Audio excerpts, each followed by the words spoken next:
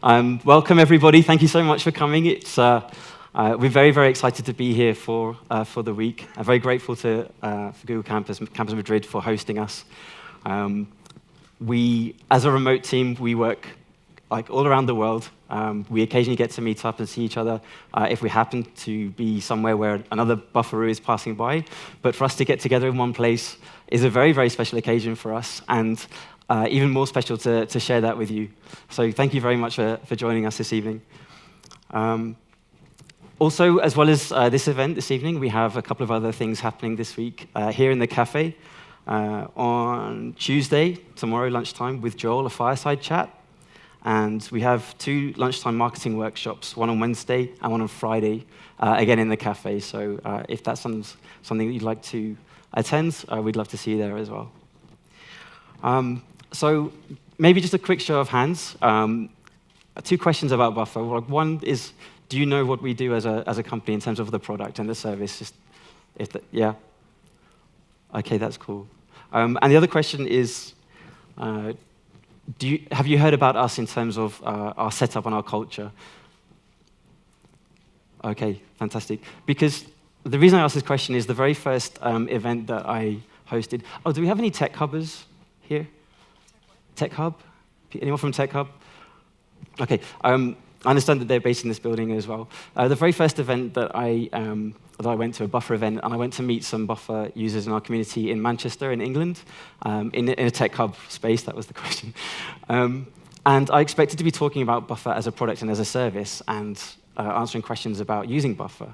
But everybody wanted to hear about the culture, and that was my naivety. But as a company, we are, quite well known for the way that we're set up as a completely remote team, completely distributed, and for the way that we embrace and set up and focus on our culture and our company values, which are a very big part of that. So,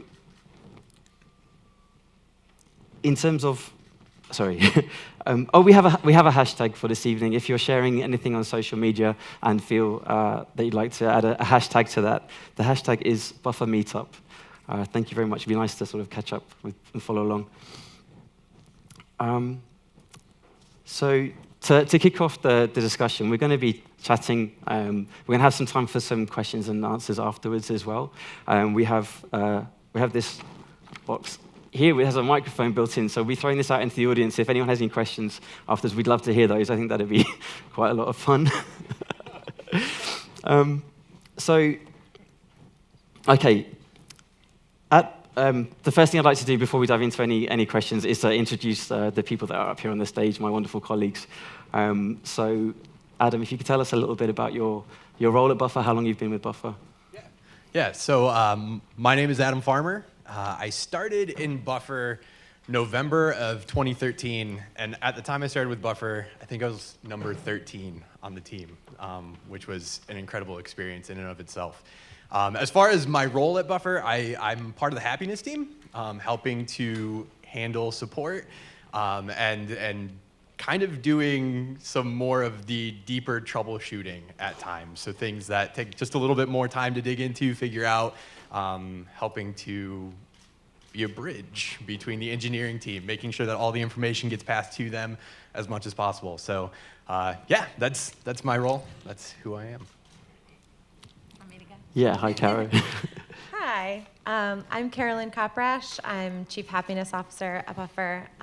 I joined about 4.5 years ago, and my role is a little bit in transition. I have spent many years as the lead of the Happiness team, the customer service team that Adam just mentioned, and now I'm moving into a little bit more of a cross-functional customer experience role.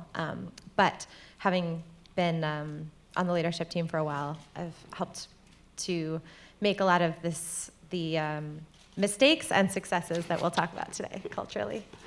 Thank you, Carrie. I didn't introduce myself, I'm sorry. I'm Dave. I'm a happiness hero at Buffer. I've been with Buffer for almost 3 years. 3 years. My Bufferversary is coming up in a week or so. And my role at Buffer as part of the happiness team is to be kind of front line with customers, getting in touch, mainly via email, also Twitter and Facebook, People that have technical questions, product questions, all sorts of general inquiries across the board can reach us through like a single email address or Twitter handle. So that's my main focus, my role. Niel. Cool.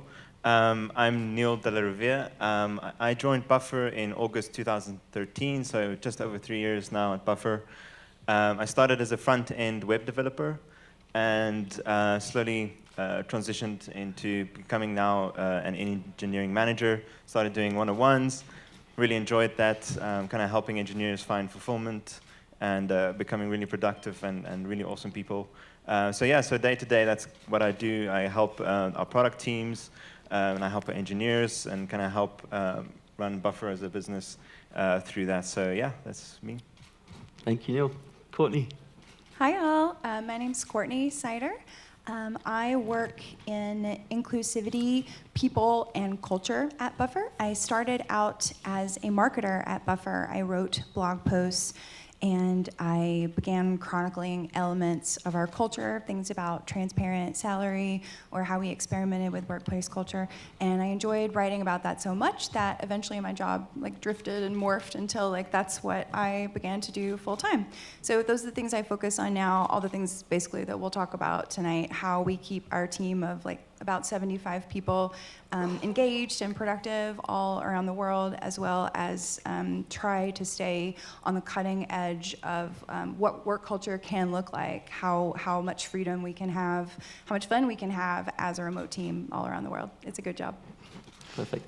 Courtney, if you don't mind, would you like to share a little bit more about what your day-to-day role looks like as an inclusivity catalyst? Sure. There really isn't a day-to-day role that looks the same, but a lot of what I end up doing is talking with teammates and trying to come up with solutions for challenges that they might have. So an inclusivity issue for us that maybe not so many companies face is time zones. Time zones become an inclusivity issue for us. If you are in Australia, you might feel quite isolated because you don't get to talk with many people during the day. We only have a few teammates there. So part of my job might be coming up with solutions for that. Are there ways that we can work in a more asynchronous fashion? Are there ways that we can set up special events in that time zone? Is there a possibility that we could travel to another place and see that person? So that's just kind of one example of something that I might do. But as we talk to the teammates and uncover challenges that they have, staying engaged, staying connected, remote work really is special. It can be quite isolating. So we do try and come up with anything we can do to make teammates happier and healthier. Perfect. Niel, as a South African, you are, I think, literally the only person from Buffer on that continent. Okay. In terms of the time zone challenges, things that Courtney was just mentioning, how have you managed with those? I think I'm quite lucky because Cape Town just 1 hour ahead of Europe and UK. So I do find a lot of teammates that do come online during my time zone. But I have worked, when I started at Buffer, I was working from Taiwan, and it was quite alone there. But it has its ups and downs, because sometimes when I used to work there, you'd wake up and there would be no one online. And it was actually a really good time to focus and actually do really deep work. And then, wait for people to come online, and then you can have discussions and things like that. So it has its ups and downs sometimes. You just kind of find what works for you. In terms of, as I mentioned before, sometimes you happen to be somewhere where other Bufferoos and other teammates are passing through, and we get to hook up and co-work together. That doesn't happen quite so much in South Africa, right? Is there ever sort of a feeling that you're missing out on that kind of serendipitous? Yeah, definitely is there. It's quite far to travel from Cape Town to anywhere else. Yep. And people don't really stop over in Cape Town as well. It's not really a route that you just kind of bypass. We should.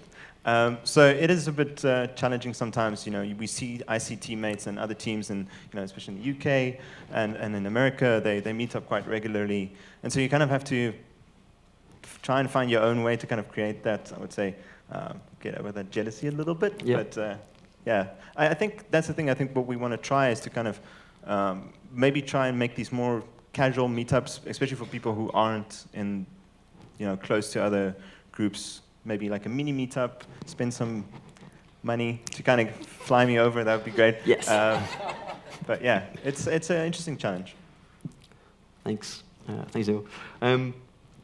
So remote work is a huge part of our culture as a company, and to share a little bit more about that, we did initially make a decision very, very early on that we were going to be a fully remote company. And that helps with avoiding the complications that you could possibly have if you have a company or an organizational setup where you have some people in the office and then you have some people who are working remote. There are so many conversations that people will have face-to-face that will be unplanned meetings just because of the proximity. So our intentional setup was that we would be a remote company, so no one has that feeling of being disadvantaged or feeling guilty for having the advantage of working with a teammate in that way. Carolyn, Yes. We did have an office in San Francisco, Yes. and that was because we had a few people working out of San Francisco at the time. What happened to that office? Yes, we had an office in San Francisco. And there were a couple of reasons for that. One was because it hadn't really occurred to us not to have a headquarters. Really, I think. Yep. Additionally, we felt like we wanted an office for a couple of reasons. We had a retreat in San Francisco, and we wanted a place for people to gather. This was like 4.5, 5 years ago. So there was a little bit less co-working spaces were certainly a thing, but we were less educated about them. And interestingly, to Niel's point earlier, I was in Nashville when I started at Buffer, but the other three leads who I was working with regularly, Joel, Leo, and Sunil, were all in San Francisco. And we would have these meetings on video where we would get to the end of the discussion and I would close my computer and they would walk to lunch, sit at lunch, and walk back. And by the time they got back from lunch, there would have been like 9 other discussions that happened. And so I moved to San Francisco. It's something that I had wanted to do anyway, probably at some point in my life, but that was a really, really motivating factor. So I definitely think that that's something we haven't fully solved. But getting rid of the office was a step toward that. Now, even in cities with several people, hubs like San Francisco, New York, London, a couple places like that, people do often get their own co-working spaces. They rent a desk at a place. They work from home. They work from coffee shops. But we don't generally have an office anywhere. And we save, well, first of all, because the office was San Francisco, we save a lot of money that way. And so we can come to Spain. Yeah, exactly. Wait for that. And we also, we sort of make a dent in that problem of having second-class citizens, of people who aren't involved in the meetups and the conversations and the time zones and some of those things. We definitely haven't solved it. Thanks to Courtney for her great efforts on that front, and the whole people team for working on that. But we've made some big strides, but haven't solved it. Just a question that came up in my head, actually. Would anyone here reconsider getting an HQ in some way, again, like an office, but not a Buffer office? Because I look at Google Campus here, and I go, this is amazing. It's pretty sweet. Yeah, it's pretty amazing. And I think, what if Buffer had something like this that's like a campus, but not really an office? This is not Buffer space, but something a bit more different. Like a shared co-working space that we had more control over, maybe. Would that be That's interesting? like on the dream list, I right? was gonna Like say, open a co-working space everywhere, That a would Buffer be team. cool. I wish Joel was here, our CEO. This is like, he would have stars in his eyes right now about this topic of having co-working spaces or coffee shops or something like that to not only, I guess it could potentially be a source of revenue. I don't think that's really the motivating factor.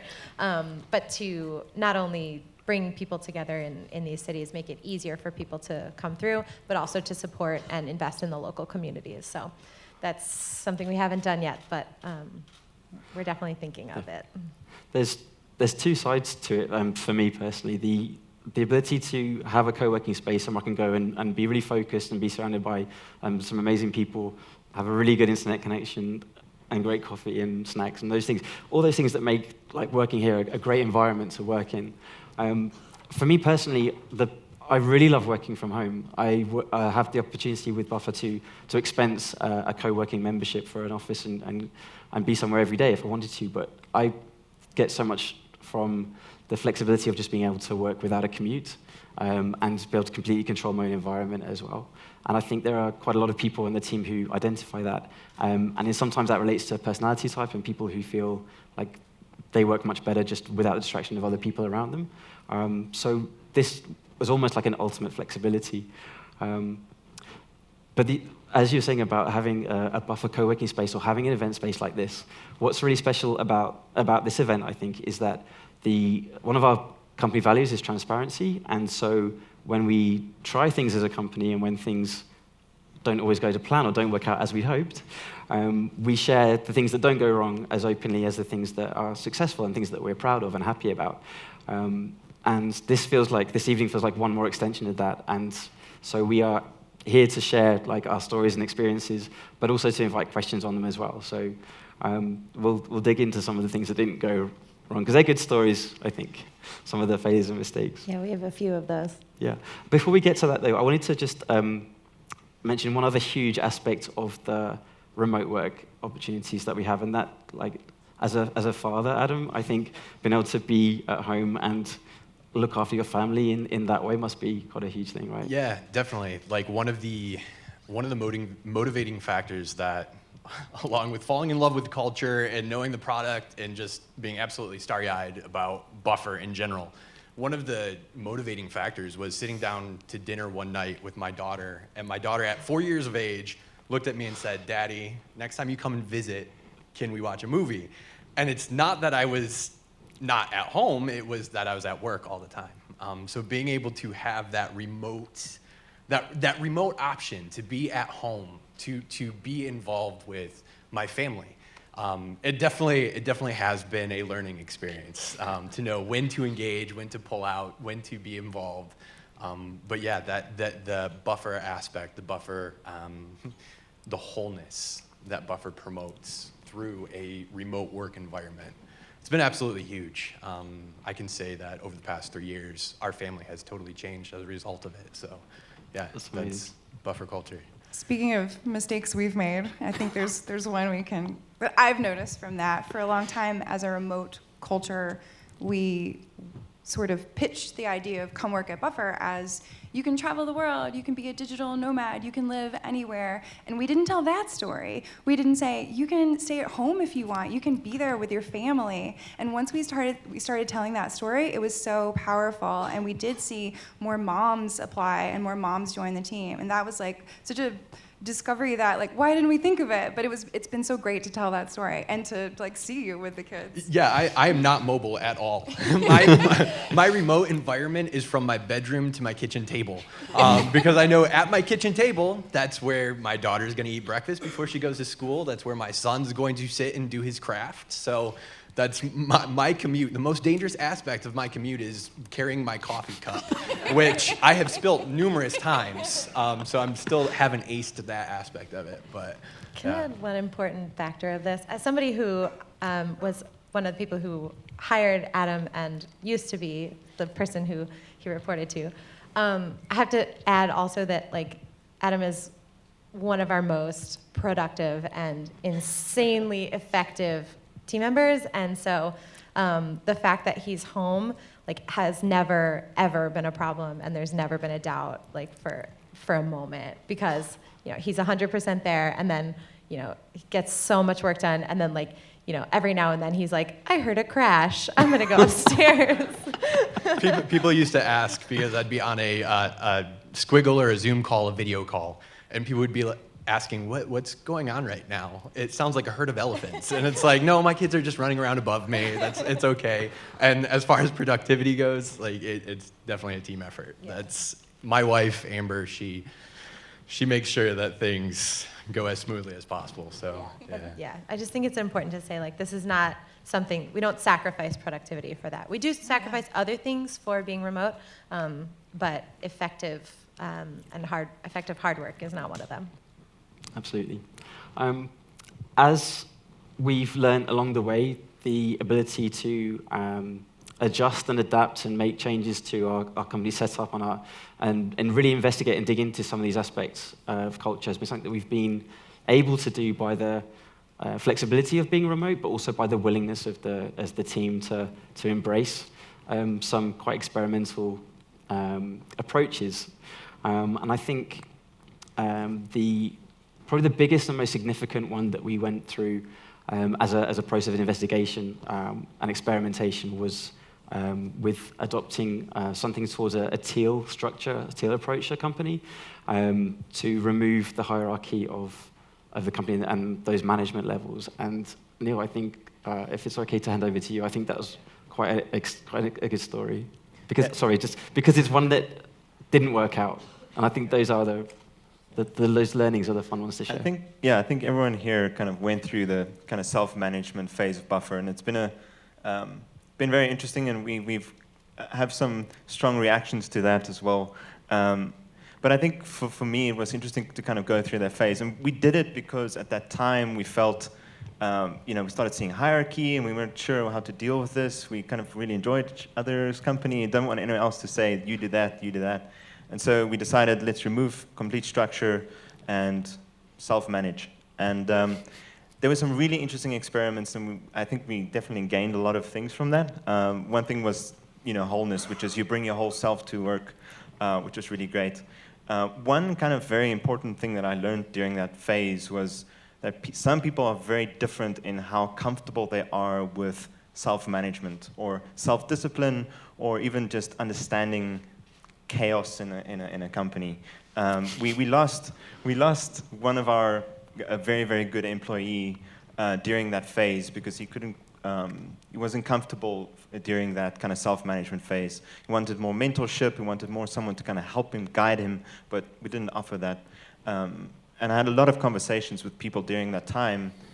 I felt comfortable with that kind of ambiguity, but other people didn't. And that was a very good learning for me, to understand that people react differently in this way. If I would say one more thing about self-management is I think we went about it completely the wrong way. I don't think we're completely out of the woods with self-management. It's not something we won't kind of talk about anymore. But for me, how I think about it now is that you can't create self-management. You can't just say, now we have self-management. I think self-management or self-organization is a result. It's something that you should really work on and kind of guide people, put the right frameworks in place, really be there for people, and then that's the result. That's kind of how I think about it now. Courtney, Caro, Adam, what do you think?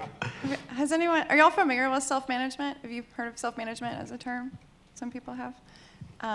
So we read this book called Reinventing Organizations, and most of us on the team read the book. And it's a good book. I think we just interpret it wrong, possibly.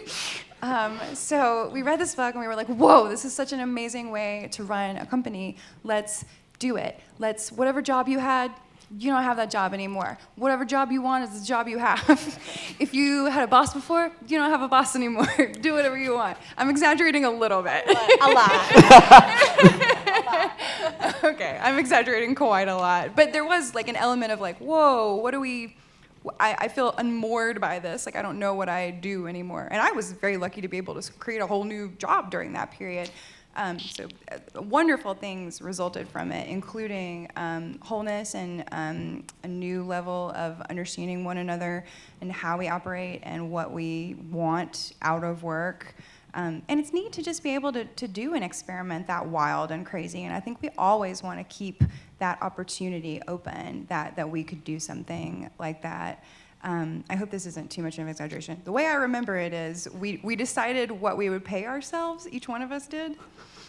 That was sort of an adjacent experiment, which is also, I don't recommend that either. Yeah, we just, like, some of it worked really well, and some of it we were just like, oh, it's like this conversation, like, I don't know what to pay myself, it's too much. Yeah, can I add a little bit of context for self-management? Please do. So the way that it's described in the book is the concept of a forest. So if, so every tree and whatever else lives in the forest has its role in the ecosystem.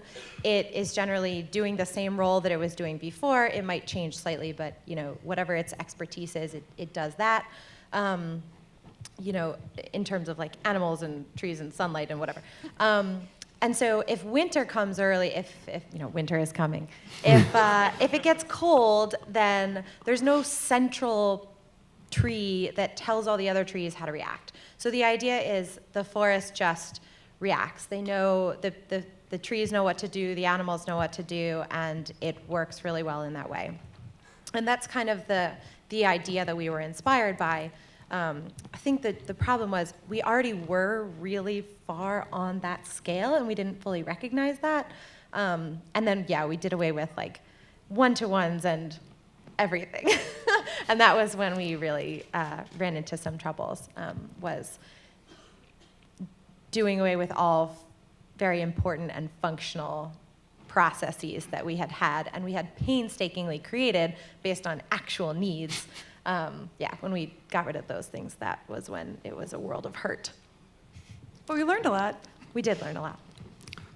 And I think that's one thing that sticks out to me just throughout that entire process, like all of us experienced that process, was like learning to live in the midst of those experiments, like just pulling out from talking about that specific experiment, but just thinking over all our cultural experiences, and just, I mean, there was a lot of trust in those moments that, like, as we go through, we were exercising a lot of trust in those as a team. And no matter what the outcome was, I look back on those times and think, wow, okay, we made it through. Like, it was stretching, it was challenging, like there were a lot of questions that were asked, but ultimately, like, to me, it built a even stronger foundation of trust because we were in it together. Like, we faced the questions, we asked the questions, and in the end, it was like, okay.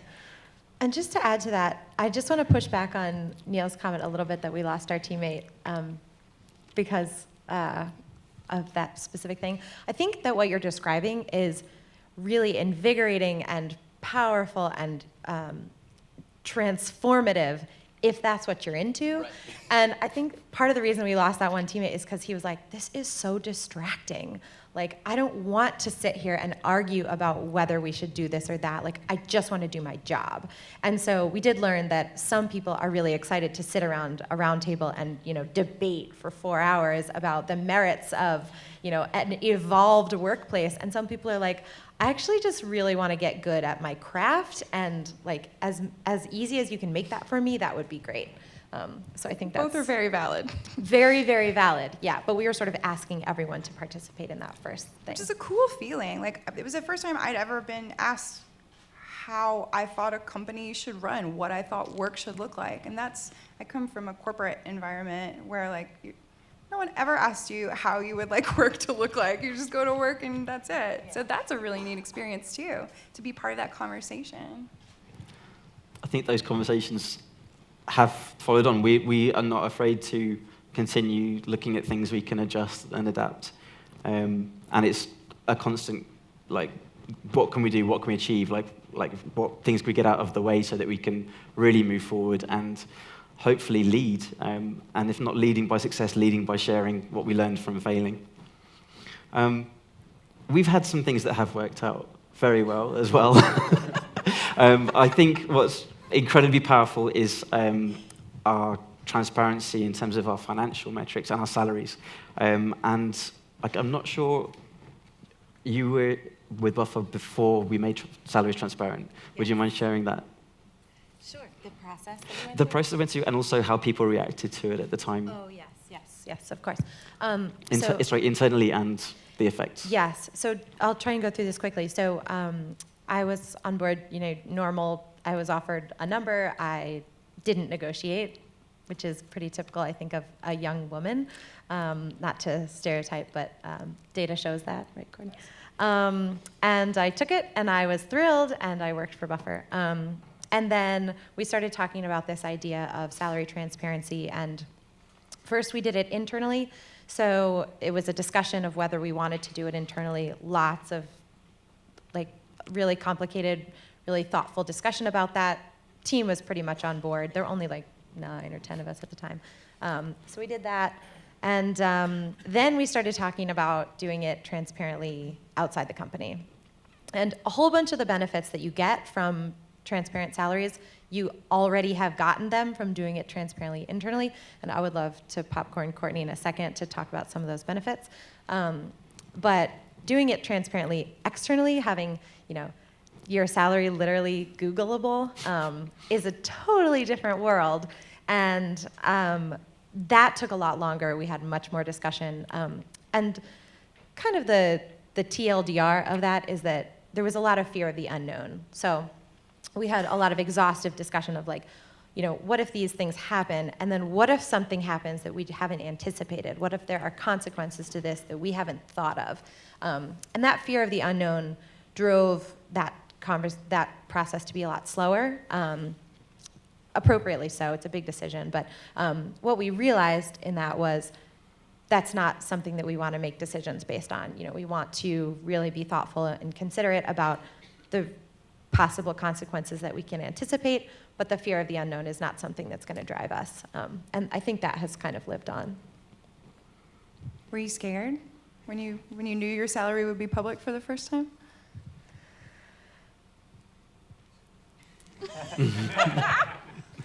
Yeah, of course. Yeah, I was excited. I was thrilled that we have this value of default to transparency. It's one of our core values, and this was living up to that in a way that nothing else we had done before compared to. And we knew that we were going to provide data points for future startups that would come after us. We knew we would be really challenging some fundamental assumptions about workplace culture.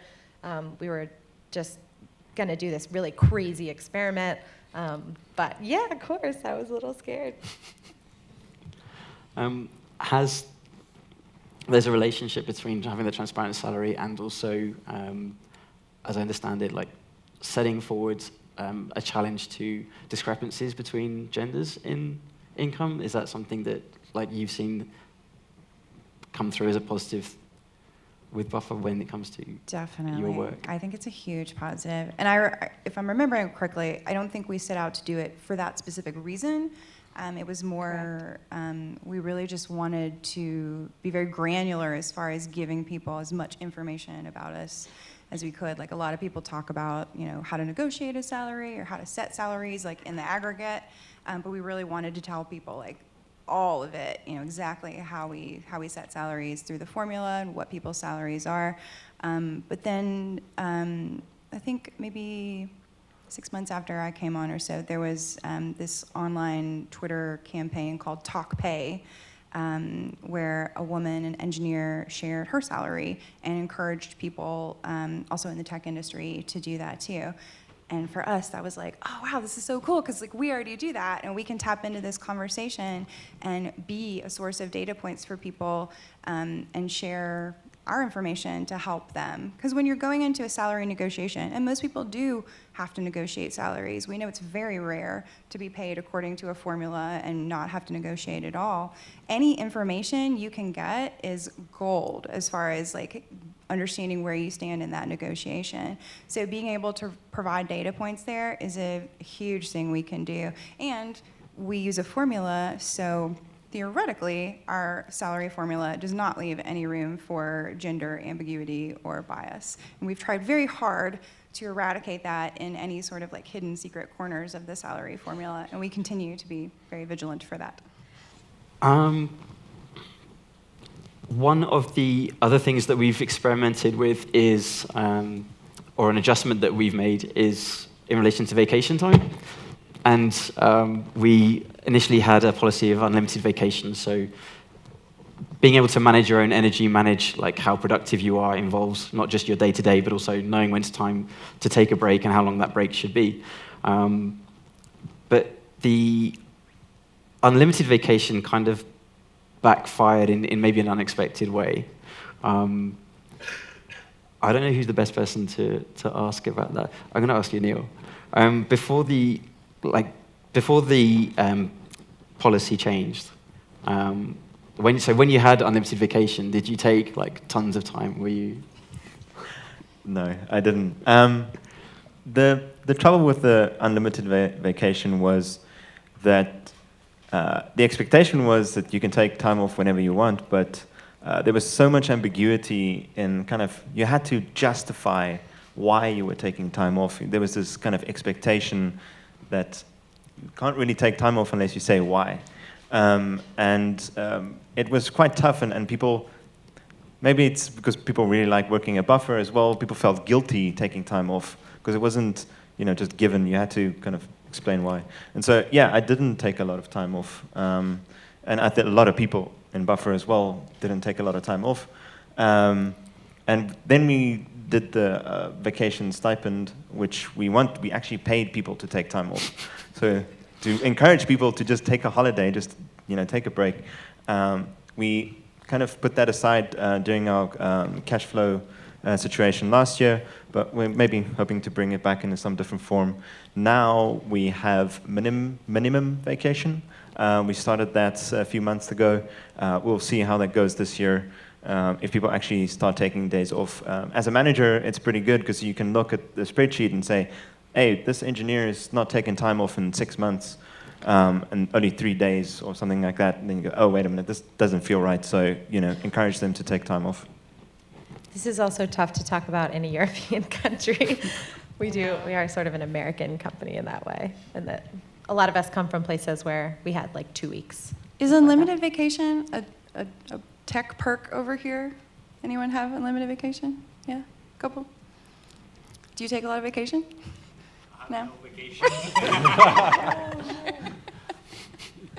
I think it's interesting, just like doubling back on that conversation, is that when we initially started thinking about the minimum vacation policy, the request was made that everybody would go through and basically figure out how much time you took the previous year.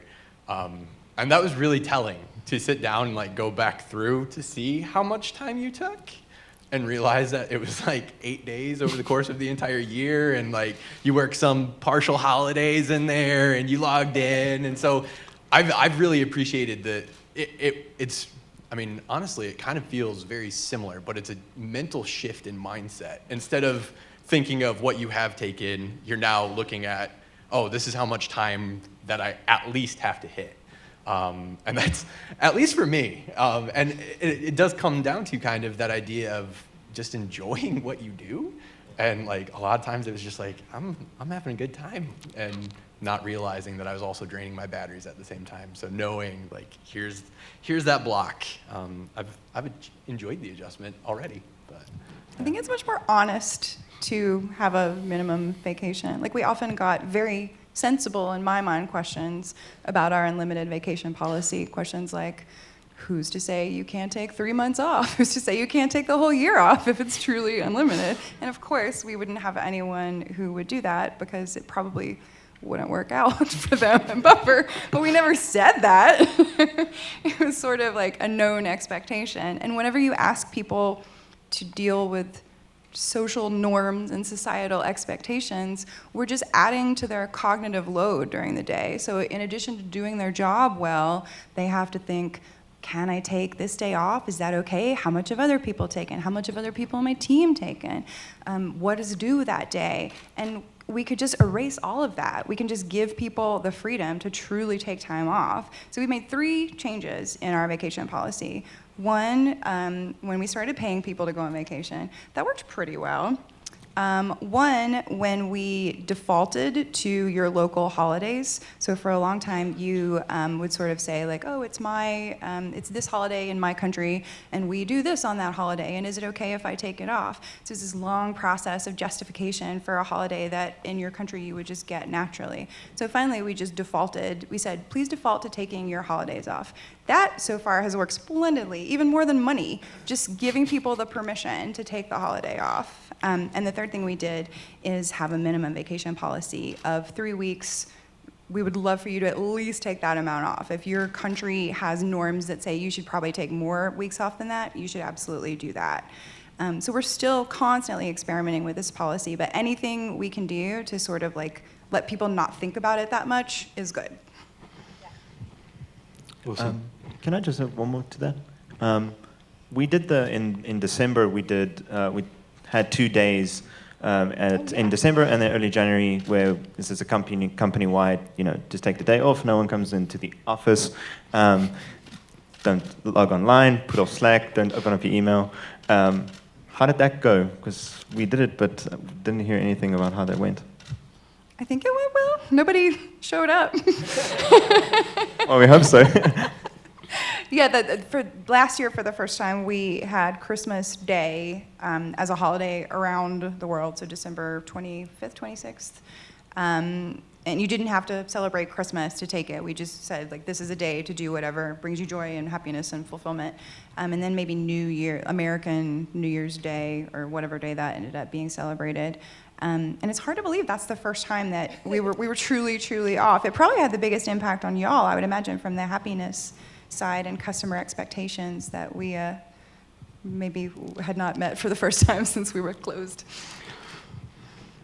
One thing I'll say with that is that one of the huge benefits of having a globally distributed team is that we can pretty much offer round-the-clock customer service, which is fantastic because it brings such an unexpected positive response from customers who are like in the middle of some horrible situation on a Sunday afternoon, and there's somebody there to help them out. As a result of that, I think that maybe leads into a slight reluctance in the team to be away from the inbox. Like, the tension felt like to know that there's no one's going to respond to any customers for that 24-hour period. It's like, oh, that's really uncomfortable.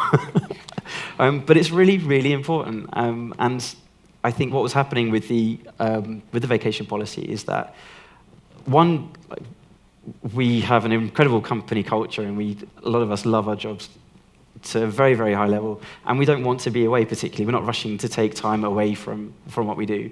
But also because we can manage our energy levels and are expected to take care of yourself and self-manage and self-care.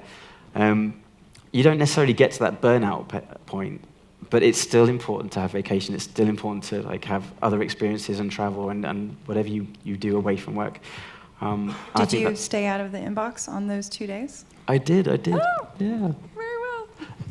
Yeah, in years past, we say, which is more important to you, your family, Christmas Eve or Christmas? And we're like, rock, paper, scissors. So this was a very significant change for the happiness team. Yeah, it was. I was surprised, to be honest, when I heard about it, but ecstatic at the same time. Yeah. Again, the tension is there because you want to take care of the customers, but that cognitive load, not having to think and process through, am I going to be able to do this? Should I do this? And ask those questions. But How did customers feel? Were they understanding or upset or some that might variation? That might be more of a question for Dave, just because he's in the thick of it more often than I am. But my experience, just from previous instances, customers are always incredible. They're always incredible. They're like, oh yeah, we understand. We're not working either. And but yeah, I don't know. Well, there's not that many, not a huge number of customers that were expecting responses on those days anyway. So that's a good starting point. And then we did what we could to mitigate it in terms of putting a message up, pinning a tweet on Twitter, I think we did. Did we have auto responses for? So we have an auto response at the moment for this week for our customers because we anticipate delayed response times for our customers while we're taking part of all these wonderful things. And we have a message in our menu on our web dashboard. If you go to click for where we normally have help, there would be a pop-up saying delay times may be affected, or we're spending time with our families at the moment, or something along those lines, didn't we? So yeah, trying to set the expectation of what customers will be experiencing. And I don't think we had anyone guys, where were you? No, it was fine. And it was great. It was really appreciated. But it's incredible that that's the dichotomy that we have. Me on the people team saying, please take more time off, please take time off. And you're like, but the customers need us. I hope we always have that push and pull. We have to have it. Customer service people in the house? Oh, very small. Oh, here's one. You don't take. That's why you don't have any vacation, right? And we've come full circle. Yes, absolutely. Cool. Cool. I think, going back to the sort of some of the counterintuitive things that we have from things like an unlimited vacation policy, which didn't work out as we expected. And with the other things that we've tried, how do we know when an experiment is not working out or we need to put the brakes on? Do you feel it in your gut? Do you hear from people? When we're doing a new thing, are we monitoring the response and the effects proactively, do you feel? Carolyn? Just from a high, I'd say now from what we've learned. Cool. I believe we are becoming much more data-driven than we ever have before. So we're always sort of evolving how we experiment. I think now we would be quite unlikely to do an experiment that we didn't have at least a theory of what the outcome would be and a way to measure whether or not we achieved it. I think in the past, maybe we didn't quite meet those standards. Sometimes we did. It's a very theoretical answer. Maybe someone has a more concrete one. Well, I definitely know. In the past, I've not been that great to kind of, especially bigger experiments on like how you work, implementing a new process, different way of thinking about something. Especially in the product development side, I think it's something I personally feel we've not been that great at to kind of monitor how things are changing and kind of what are the effects of what we're doing. Team changes, different ways to kind of start the product, end the product. I think there's definitely a space where we can improve a little bit more. And I think that's part of the feedback loop. Hopefully we can get better with the feedback loop, like the data-driven.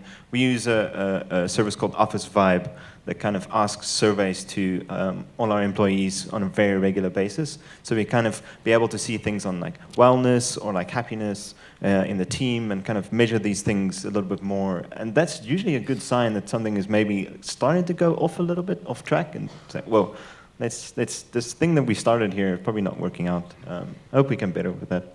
Yeah, and just to add, even when things go well, they usually deteriorate over time. So experiments that have succeeded, that feel perfect, generally don't in 6 months or a doubling of the team size or, as the product changes or as customer expectations change or whatever. So it often is time to revisit those things, even if they were successful at first. I think one thing just about Office Vibe is just knowing there's that open door. Like in the middle of all the experiments, knowing that you have someone that you can talk to, that the door is actually open to talk to someone about those, as opposed to sitting by yourself wherever you are and thinking, oh wow, this isn't really going all that well. Like, does anybody else feel the same pain I feel right now because of these decisions, because of the choices? And knowing that there's essentially always that open door. There's that request to actually have that information, be it Office Vibe or other surveys or one-on-ones that we have, and just those questions. Like knowing that there's always the ability to say something when you see something. One-on-ones are one-on-ones are definitely a very good space to kind of dig deeper and kind of ask people. We started this thing a month ago. How's it still feeling for you? Is it working out? Are you getting confused? Is this better? Definitely have to lean into that a bit more. And the freedom to listen to those signals and make changes based on them. That's where new experiments come from. I've worked at companies where you would get those signals and kind of feel like it's great to have them, but you can't always act on them. And I do feel like here we can always have the freedom to do a new experiment or reverse something if it didn't work. There's always a lot of room to try something. So those signals never go ignored. I hope they shouldn't. That's the idea. Thank you so much, everybody. We're going to be around for a little bit now, and we'll be around all week. If you see us, we'd be very happy to feel free to grab us and ask any questions. Thank you so much. Thank you.